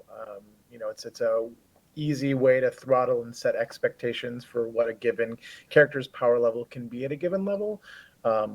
Obviously, I think all of us love overgearing. I think it's a lot of fun. There's a lot of games that have done it really well. But with the number of levers that we already have on this game, we kind of wanted to make it easier on ourselves in order to help create like power level expectations for I think draws the sword and the creature and sort of have reacts. mins and maxes that we can balance around. So that's where we are right now. Now that doesn't mean that won't change later on down the road, but that's kind of where the team is at. And our next question is from Saksky and Logan from the forums as well, and this is about cosmetics. Could you please elaborate on the philosophy behind why a cosmetic skin can only be applied to one character at a time? Yeah, absolutely. So cosmetics, when we're talking about purchasable cosmetics, really the idea there is the meaning of those cosmetics in some way is augmented by its exclusivity. And that exclusivity translates not only in sometimes a limited quantity and or limited time frame, but also in limited application as well. We want to make sure that because we're a non-box purchase game, meaning there's no box price to play Ashes of Creation, it is only a subscription. That's beneficial because it reduces the barrier of entry, and we want a high population, obviously. But at the same time, one of the ways we augment the revenue flow to sustain constant updates and new chapter releases and additional content within the game is through a cosmetic only marketplace. That means absolutely no pay to win whatsoever, and that will be adhered to forever. But kind of providing these limited options that a lot of collectors out there like when it comes to achieving and or purchasing cosmetics. It means something, I think, when players make that decision to either purchase or they go through the rigorous portion of achieving those things in game, that it is not just everywhere around them and becomes meaningless at that point. I guess the question is, you also need to have an item before you can put these cosmetics on it. So like you can't just put this cool looking armor on like a level 1 armor. Like you'll have to attain the same level armor. And we'll have more details about like what those are as we get further along too. So the costumes, actually, just to be clear, the costumes don't really have a level restriction on them. You could apply them to lower level armor. Transmogs, there will be specific rules when it comes to taking different armor pieces and applying those visuals to certain armors. And the same is true for, let's say, mount skins. Mount skins do require, yes, there to be a specific type of mount achieved. But yeah, I hope that gives a little bit of explanation. Cool. Did you have anything to add to that, Jeff? You had like a thinky face for a moment. Nope, I was thinking, and then Steven answered what I was going to say. So okay, perfect. Sorry, I might have given a little bit of half an hour context there with my answer. Jalon wants to know. And actually, let me just add that too. One last thing. Sorry, Jalon. Sorry. Is it true that as a company we could make more money if we did not have limited time cosmetics, and those cosmetics could be purchased at any point going forward? Absolutely. From a pure business standpoint, we could. But I'm a collector at heart, and in games I've played in the past, I have been just duped looking at your creepy dolls. Oh, what? Your collection excuse of me. creepy dolls. Yeah, exactly. Those are John's collection. Sorry. I have been duped in the past. Right. I've told this story in the past. There was this one game I played, and there was this bear skin, and I really wanted the bear mount to because I had like 2 or 3 other types of bears, and this was I'd never seen this bear before, and I was like, ooh, I want that bear. And they only gave it through boxes. You had to buy a bunch of boxes, and they were like, I don't know, like $10 a box or something. And I think I had spent like $400 and I didn't get the frickin' bear. And I was I don't know how much I spent. I spent a lot of money on it. And they released the bear again, like 2 months later on the marketplace. You could just buy the bear directly for like $20. I was so mad. I was so angry. I don't know if I quit at that point. No, I quit when they introduced something else. Sorry. But I was so pissed. So one thing that, yes, it's true. We could make more revenue as a company from a business decision standpoint if we continued to sell cosmetics that we create later on and stuff, but we're not going to do that. And because the reason we're not going to do that is because from a collector's spirit, you want exclusivity and limited aspects of these things because it's Upfront cool says, to know no, he just wants that, to see how long he can make people there's wait a for the downside game. to it too, because if you didn't find out about the game until, months later, yeah, you're SOL. But at the same time, like, you want that type of integrity in the company that's providing this game, because you know that when future stuff comes out, you will be safeguarded from what I had to go through in another game. It's the same thing with sales and knowing like when to put them up. Like if you sell something full price the first week and then like you're like on sale the next week, the people who bought it the week before are going to be upset, right? Like it's, yeah. There's a lot of companies that will be really cheesy, and it feels gross as a player. I will say, however, that experience I had with the cosmetic thing, that wasn't the worst experience of a company. The worst experience I had was when Steven's just dishing it. Do we need some tea? I'm not even gonna get into it. I'm not even gonna get into it. I'm not gonna get into it. No. Sorry, go to the next one. You can if you want. Nope. What was Jalan's question? All right, Jalan. The question is loot rules. Can you share more details on loot rules, such as why there is no free-for-all looting and how need before greed will work if any class can use any weapon and see armor? how many are left after this. There will long be wait. free-for-all looting. Yeah. By free-for-all, I don't know what you mean by that. essentially on pickup, whoever picks it up. Yeah, that's an option. Go ahead, Jeff. Oh, I was just gonna say, like, the loot rules. If you're talking about the previous alphas that you may have played, yeah, we didn't have those set up, but they should be coming online here. If not this one, then I next don't think one. it's definitely not December. I think I know actually Engineer has been working on them, but I don't think they're ready for. I think I but- deprioritized that for December. I think I that's see. going to be either February or March. Yes, but the idea behind loot mechanics is to have as wide a range as you've probably ever experienced in MMOs previously. So we're either going to be at that level or wider. But the idea is for there to be a lot of administrative function that's delegated to either the party leader or I think there's even going to be a by vote option, or the raid leader, and you can determine those looting rules. They really want to know, Steven. They really want to know what your Oh worst my gosh. I think I've was. told this in the story in the past. But okay, I will do it real quick.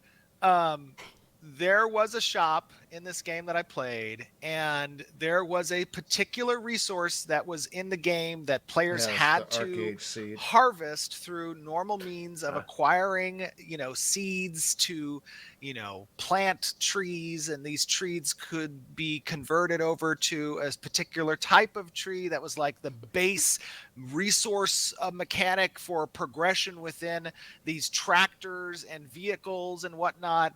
And people built their entire economy in the game, and it was a player-driven economy. They built their entire economy in the game around being able to capitalize on the low chance of without a real these interest MMO like trees Ashes. becoming this particular resource.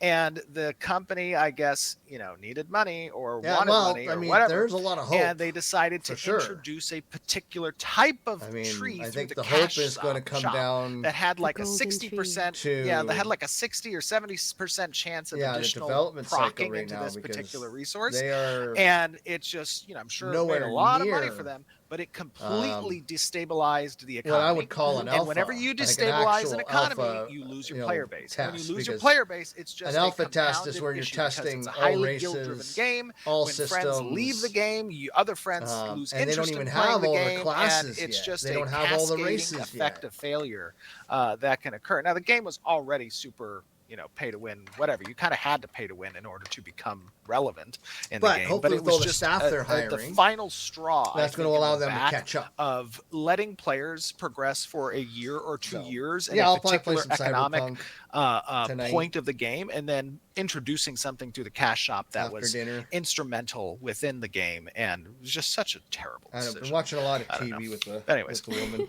And obviously on our end, as developers, being able to drive our own product, we don't want players to experience that. So we have vowed that we won't have play to win or pay to win. You have Pay to play win will find its way into the game. You have to play. At some Yeah, point, so, they may not have pay to win, just but at some point, a the little heart to heart players there. will. Our next question here is from figure out a McShave pay to win and Dark system. Furia, who wants to know and this is about gear stats.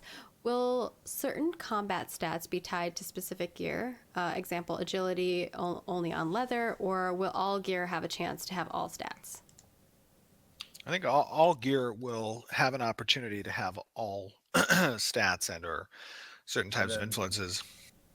Sorry, go ahead, Jeff. Crafters will be able to rejigger stat blocks, and there'll be a couple of other ways to kind of move things around to kind of create both the look and the stat block that you're looking for. It's not always going to be easy. There'll be a lot of challenges involved with that, but yeah, the goal is to give you guys the option to customize your gear the way you want them to.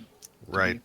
And remember, the whole reasoning behind that is because from a player agency and customization standpoint, you're not particularly restricted to any type of gear for your archetype choice or your class choice through the secondary choices you make. And the purpose of the class system is to allow you to kind of flirt with those Pug traditional says, Trinity how roles. many of us are And still as such, interested in you are playing going to this have an game when it comes up? opportunity based Oh, I on the am. circumstances of the encounter you're facing. I'm very to interested. want to I'd have, enjoy a good MMO. Either plate or leather or cloth gear. So we want to make sure that part of that decision is placed in the crafter's hands. I just And hope then that there's their very little ambition restrictions on those doesn't types of set bonuses outpace and or ancillary their bonuses. ability to produce. And our next question is from Gunman Dude 2. I like that name. Nude. Node relations. Send nodes. This is about node relations. Oh my goodness. What are some of the ways that players of different nodes can wage indirect war against each other, perhaps based on their node type? Example, military node sending raid parties, and an economic node disrupting trade. The chat is killing me right now. I missed the I already first have part a of the guild name. question. The first part of the question was, what are some of the ways that players of different nodes can wage indirect war against each other? Grillo. I see. have no interest in I mean, I wasting think my time we in are another boring a MMO. Yeah, me too. Non-faction based. So I am waiting open for this world one. Flagging based Yeah. system No, type I'm- of PvP. I'm in the same boat, There's man. opportunities Like, I have with caravans Albion, to interrupt trade in and out of a which is city. okay. There's I mean, opportunities it's a grinding game. for citizens to kind have of come Guild Wars together 2, I think, and stop installed. certain It was achievements okay. like downing of a raid boss. I might dip my toe trying to back into that interrupt too at some point here. citizens of a separate node. I just don't want to get burned out. I think on there's a lot MMOs, of ways in which players can by utilize playing a the mechanics bad existing MMO. within Ashes of Creation. Or an to MMO I'm not really going influence to enjoy change without that the much. you know? hard necessity of a declaration of war per se. The declaration of war is obviously a natural progression of those efforts, and it's likely that if your intent is to, restrict progression That's why I got for a Cyberpunk. group of people, whether that be guild dependent, And when the node patch dependent, comes out in race January, dependent, whatever, and the patch there's comes out in opportunities for February, you to it'll be to like playing a start whole at new game point apparently. and escalate. It I don't doesn't know. always have to start. I at haven't war. come across too many bugs, so And I'm not I think too worried about it. players will have a fun time exploring what those mechanics are. And I have my Minecraft, and 1.17 is looking awesome. Tyrenter wants to know, and this is about flagging. Will players have the option Any to idea manually flag on themselves what? as Well, the combatant guild name status that I have without is attacking Kazimar. or AoEing anyone first? So that'll be should my they guild name. Choose. No. So the flagging Wait, system what? is no. So you can. I'm sorry. Let me clarify. There's Just two like components what? to the. I know. I think so.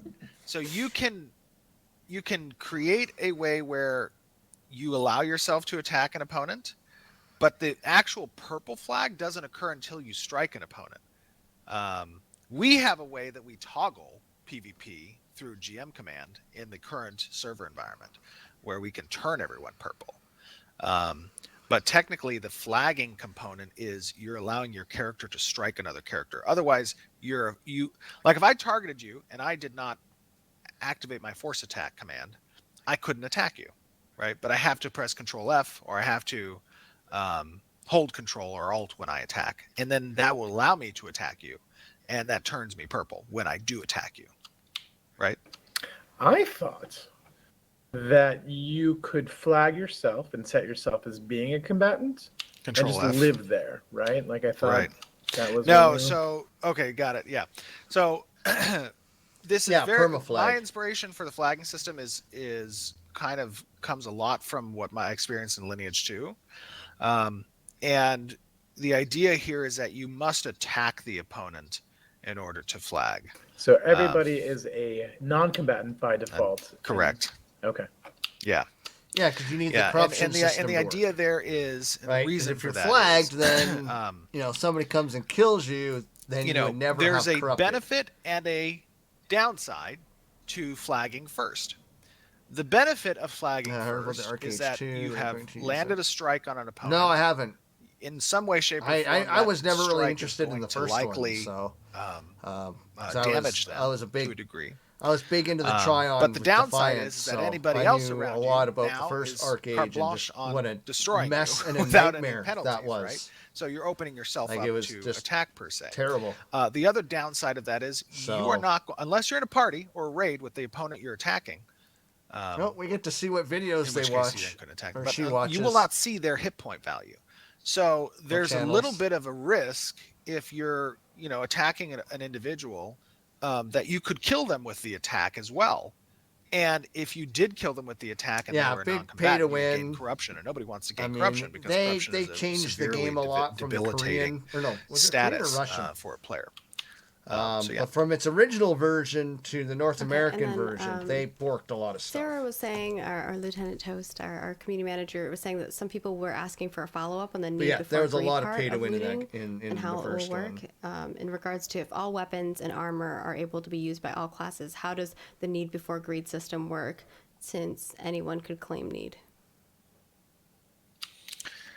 So if people are claiming need and they don't actually need it, it's going to be up to the party to kind of adjudicate that situation and be like, hey, stop rolling on this item as Stop a rolling need. on everything. Yeah, stop rolling at everything. And if you don't, you can find a group elsewhere, or we're not going to invite you to future parties.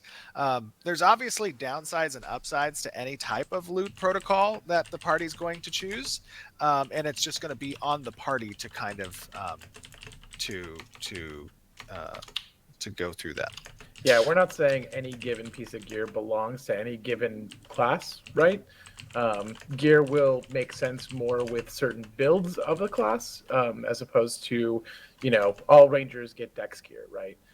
There will be other situations where that ranger might want different types of gear. They might want strength. They might want defense. There's a whole lot of stuff that might work for their particular build. So. Right, and I just want to go back for 1 second to the flagging. But again, discussion. talking about I noticed a lot other of people in here MMOs, saying right? Lineage 2 Like, had the best flagging system. Ashes of I agree, Creation is for a not non-faction original. based game. I do believe Lineage 2 I mean, had the looking at best Black flagging Desert system, Online, looking of at any Arcades, MMORPG I've ever played. they're and I thoroughly enjoyed it. There were some Ashes of downsides, Creation, and I very believe I've similar. addressed those downsides in our flagging but then, like system he's when it talked about comes Lineage to, and other games not that he's allowing played for as well PK that alts or griefers. he's incorporating those ideas that he kind liked of way that we saw them into Ashes. in Lineage 2 at least. But I believe that the system, PvP is intended to exist within formal systems. That be the caravan system, the castle siege, the node siege, the guild wars, the node wars. I don't Those know if systems you want don't to. use the flagging system. They all use I instead wouldn't make an it for very organized long, event though. system, which I don't know turns what you you're gonna into raffle. an attacker or a defender, and you have other attackers or defenders, and you do not receive the same type of death penalties that you would normally receive through the flagging system. The flagging system is intended to provide a way by which players can exercise their agency in the open world outside of those events, in a non-normal environment. So, like, I have beef with this person. We're not in a guild, or we don't have a guild war, but they're mining some unique ore, and I'm going to take advantage of the situation. I'll take the risk. I'll get the corruption. Whatever. Probably isn't going to work My anyways. emotional investment level is So so the raffle high goes to that the I bot, don't care not for about the Twitch. problem side of that thing. But generally, Probably should corruption create some is a stuff like that deterrent though to for griefing. for Corruption mods. will be a deterrent to do. people PKing, because they're not going to want to take those added death penalties. They're not going to want to take a risk of losing completed gear and items.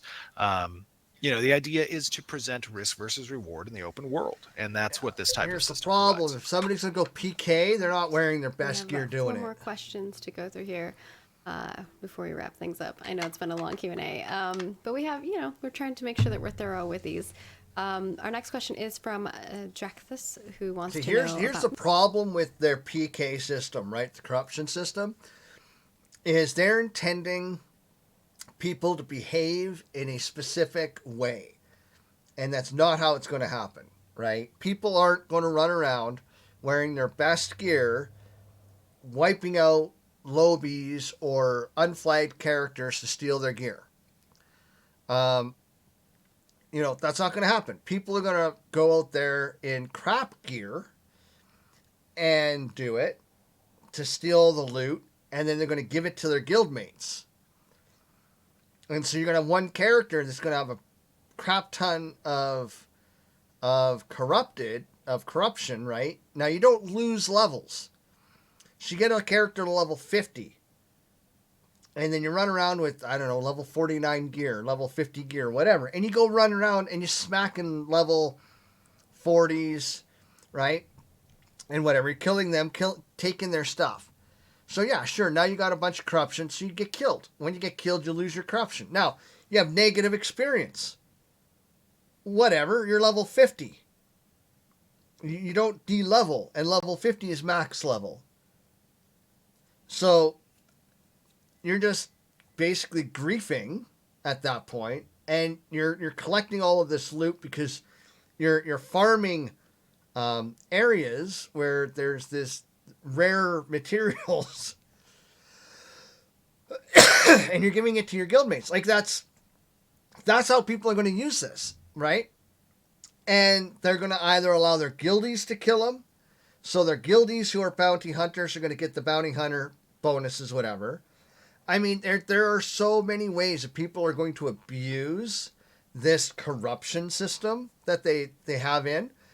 It's not going to stop people from griefing.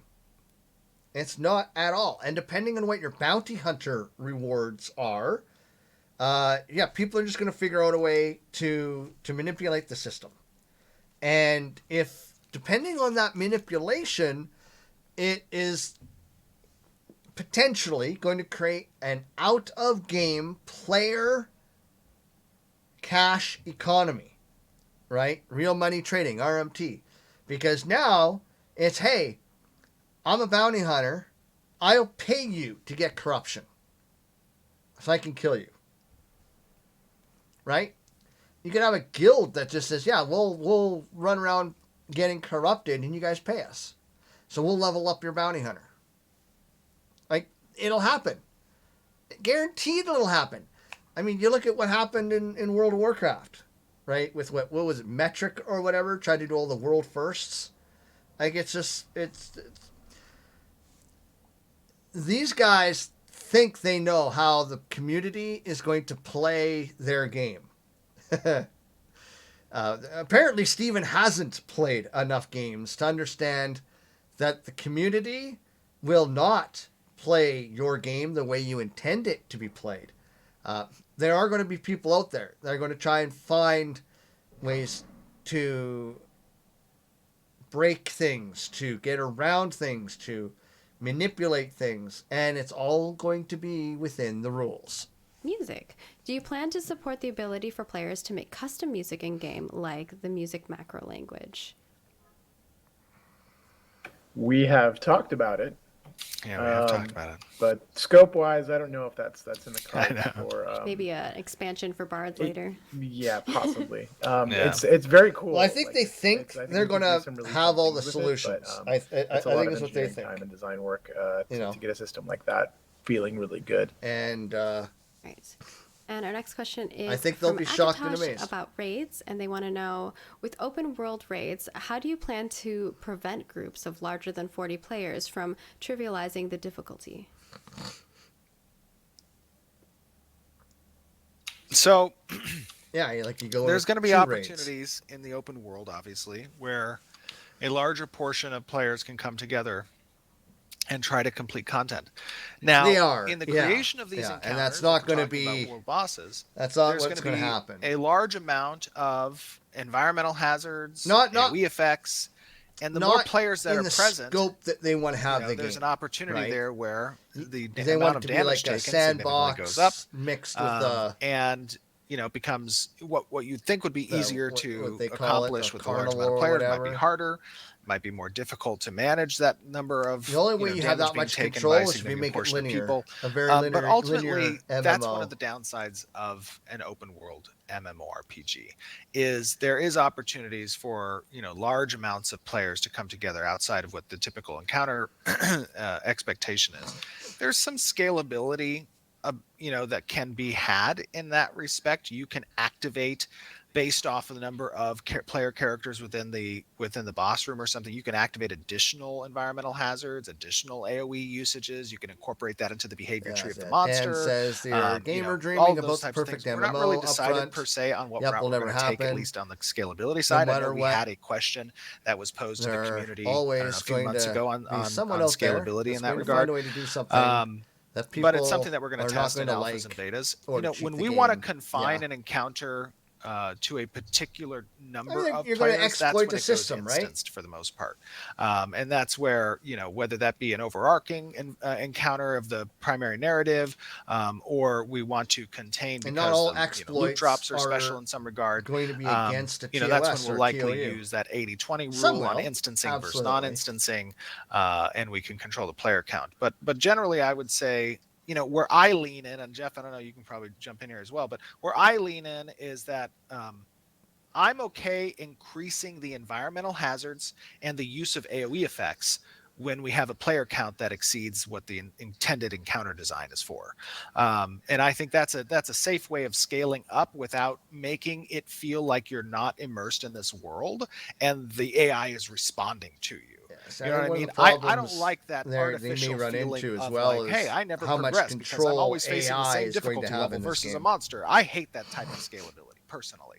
I think that's not fun, and I don't like it in Like games. right now, it sounds But like if he's it were like, oh, this talking monster about how- is like freaked out because there's a rate of 40 people, and now the monster's like super freaked out because there's 120 people, and it's like using AoEs all over the place. Like, I'm okay with that. See, she's Jeff, now what do you think? talking about. No, I totally agree. basically, Like that's basically how we're approaching these kind of big punishing group open players world for kind of trying to be bosses smart is or abilities and behaviors that not punish, I don't want to say punish, but that respond or make more difficult the more numbers that you've brought to that fight, right?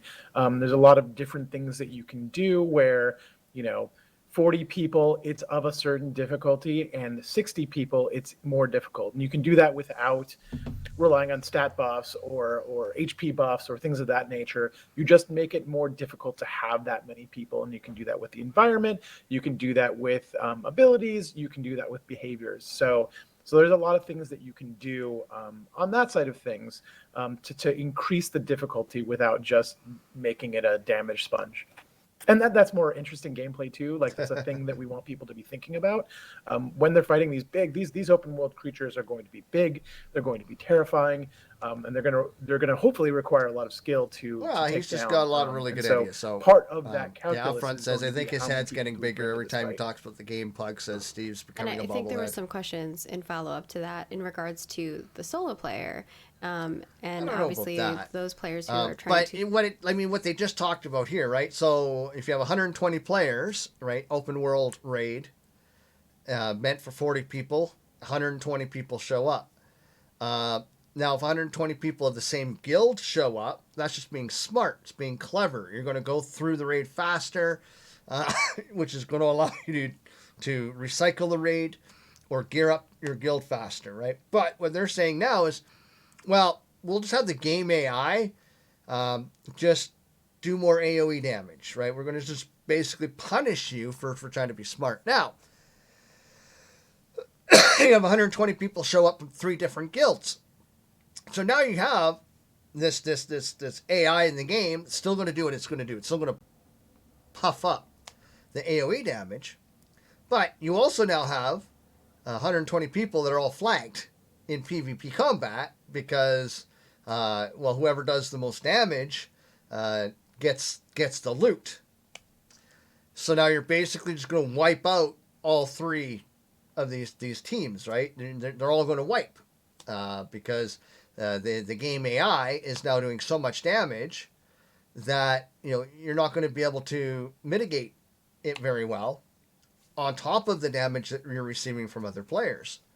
So you're basically saying, hey, guys, guilds, don't be too clever out there because we're going to punish you for being a guild. We're going to punish you for getting 120 people online at the same damn time. And if you've ever played WoW back in the day, trying to get 40 people together for a raid was sometimes quite nightmarish.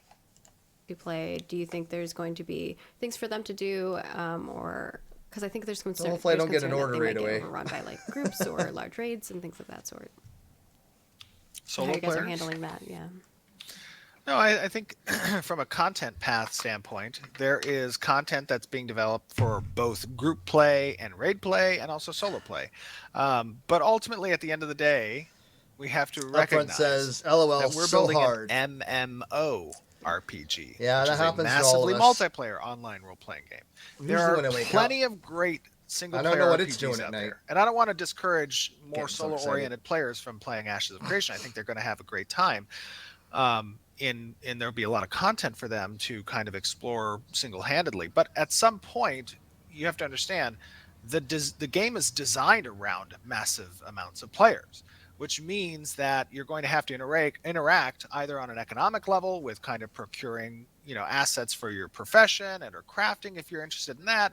You're going to have to purchase things from players and It's get designed housing around and, a lot of players, but we're craft gonna in that way. punish There's going to be group monsters that you're players going to when want there's to too many complete based people off around. of like quest lines. There's going to be raids that you'll probably want to participate in. 40-man And raids. because we're a It can non-faction be very based hard game, to get together. we're incorporating Depending on the many size what of your we call guild. pseudo factions. I mean, you got a that 300 get person you guild, involved you should in be able some to get way, a shape, or 40-man form with together. a community. It doesn't have to be a community that you're super Otherwise, your strongly guild bonded is not with very per se, effective. and we can leave Got that bad kind of to the leadership. player agency to determine.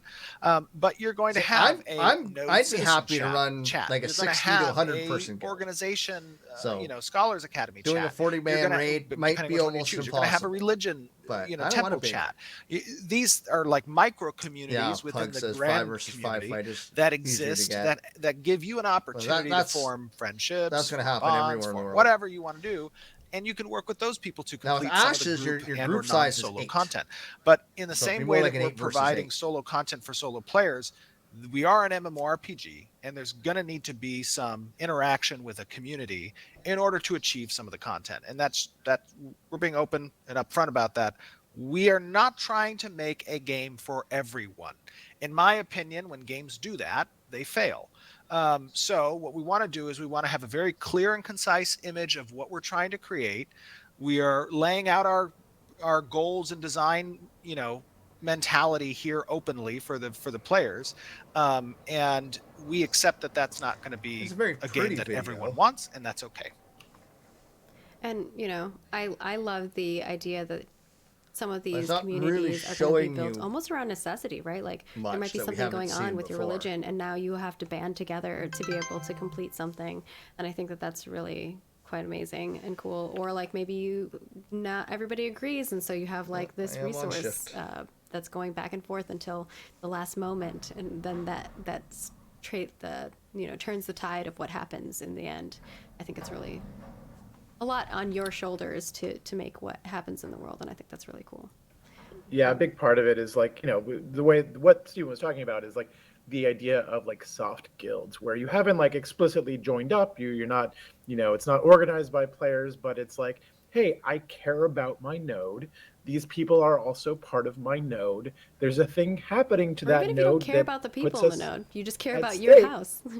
Right, exactly. So like you still have, skin in the game, even if you're a pretty solo player, to help protect the node and help keep the node healthy. And that's the same for organizations And I like religions, that idea. and there's a lot of stuff that interacts I do that like same that. way. So we try to make it as easy as possible to join the community and to got keep an as much order. friction away from that, so that you just kind of naturally become a part of the community, whether you kind of like it or not. Right. And Few speaking minutes of to friction, go. real quick, Uh-oh. part of what unites people But I is like a the idea common that enemy, you have the so to soft speak, guilds, right? With the whole node that idea enemy that can be event driven and NPC you're not based, part of the guild, right? Or common goal, maybe, exactly. or you're part of a That enemy small can be guild, event so you driven feel or like maybe NPC based, ineffective, like but dragon coming out of the mountain to destroy your city's you're stables still and part barracks of and that whatever. community. And you unite with people, and through that uniting, you can form bonds and friendship, right? I like that idea. Or it can be a hostile player. Need more of that in so- MMOs for sure. Yeah.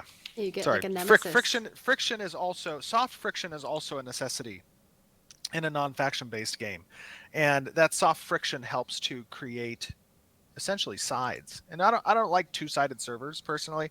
It feels like every time I've ever played an MMO, it usually, especially if it has PvP in it, servers devolve into a two-sided nature. But hopefully the way that we limit citizenship to nodes to a degree, right, and how those nodes are in competition with one another and benefit the players to a degree, that will help to further promote many sides. And many sides, I think, is a much more fun and dynamic type of thing. Yeah. And our next question, we'll get to it, is from Skirns, and they want to know about pet gear. Will summoners summons also have gear available, or only combat pets? Only combat pets. Summoners who summon their pets. Junk mail. I'd get rid of the Or junk actually, I mail. would call them summons if we get the nomenclature down correctly. Summons I would refer to as summoner pets, so to speak. I would call them pets, and I'd refer to pets as That's my junk mail something email that is anyways, but a inventory item that you can, well, not even cosmetic, but an inventory item that you can that you can bring with you, and you're not a summoner. No, armor and weapons, equipables, those are not on summons. Those are not on summoners. So those are only for battle pets. And our final question here is from And Emberstone. mounts. Our final question here is from Emberstone about mules. Will my party members be able to deposit items directly into my mule's bag? I guess that would be like. That's a good question. Preferences. That's a good question. I do not know If the you put answer to stuff that yet. into I'd their have to- bag, I you don't- could I take don't know stuff out of it. if then. that's the case. I think probably not. I think the way we would want to do that is we would have I a guess you could player-to-player do a trade tick. available, and then from there, the owning mule can, the owning player can deposit on their pet. Well, cool. And I think with that, we have our. We made it. A little over an hour, but we hope that. A little over an hour and a half, probably. We hope that you enjoyed our development update. We have a lot that we're still doing. We have a lot of work to do. All of us do today. So final reminders, we have a new dev discussion coming up for December. Definitely check it out. Please give us all the feedback. We really love that. And Toast does an amazing job compiling that. If your question didn't get answered in our Q&A, Toast also answers like a lot of them, so definitely go to the forums, check that out. We'll also share that so on they're our just social channels basically going eventually. to wrap up the rest of this thing here. I have to wrap things up too because I have to go work. for 3 hours. Hopefully I'll make more money than I did this morning when I worked for 2 hours and gave up. So I will most definitely be back. So there you have it. November's update. So I still have December's update to do. And I will do that probably tomorrow. And yeah, not a whole lot new. A little bit of new information as far as the Q&A goes. But again, nothing big. It's again, there's not a whole lot going on. There's not a whole lot of content to really react to, and you know, there's, you know, the hype train is just come to a halt. I think overall, I've seen Lazy Peon put out another video for Ashes. I don't know why Lazy Peon keeps doing that, because I think he's going to end up hurting Ashes in the long run, because he keeps jazzing up the game. And in his videos, he does give the impression that this game is like going to be released in a year. He may not say that, but just how he presents everything, it looks like the game is almost there. And the problem is you're going to have a lot of people who come along who are going to see this and they're going to want to jump into the game, realize that there's really nothing here yet, and then they're just going to walk away, and they're going to get distracted by something else new and shiny. And other people are going to get a little burnt out on it. You're going to get some people who'll be hardcore fans, and sometimes the hardcore fans are the worst enemy of a game as well, because you get people that come along and just ask questions, and it's like, no, we talked about that to death. Go away. Or people have some constructive criticism, right? And these white knights are there, and they turn people off from the content and from the game. I've seen that. I can't tell you how many times. I'm definitely positive on this game, but I'm not afraid to give it some constructive criticisms. And now that I have a better understanding of where the game is in its course of development, I can definitely say that it's nowhere near the impression that they gave the game, its state, when I first joined in June, July. And, you know, having watched all of their videos, it's like the 4th year that they've done Alpha 1. And we're not getting an Alpha 1 this year, right? As they promised, right? Get an Alpha 1 next year. And I'm still going to say, expect a change in date. I still think that the March Alpha may be delayed. So, and part of that could be COVID, because this is not ending, not anytime soon. But I don't blame it just on that. I don't think they are there yet, in everything that I've seen. But we'll see. We will see. Oh, wrong ending video there. Big, huge thank you to my subscribers and supporters. Gramp Games, Upfront, Poop Dog, in with the 6-month resub today. Random Runes, Car Code, Fenrir, Danny Montani, Pug Planet, Yodamu, Tofu Beanie, and Quintal. Thank you guys very much. I will be back in a few hours. If you're watching on YouTube, please like and subscribe.